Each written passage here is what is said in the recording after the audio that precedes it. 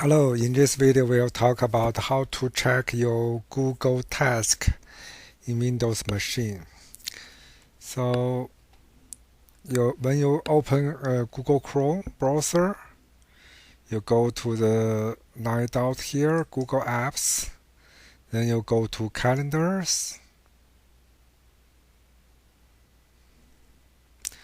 When you go to your calendar at the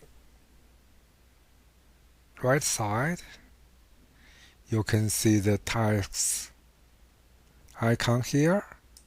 Then click that. You can see all your tasks and the complete tasks over here. If you want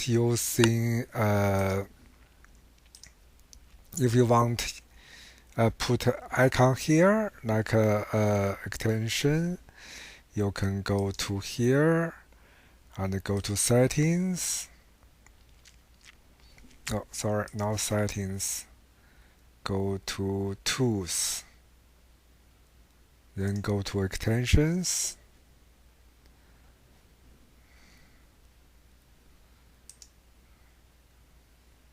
Then open Chrome Web Store. Then you search Google Task. So you can download this extension, add to Chrome. Then it will show up over here.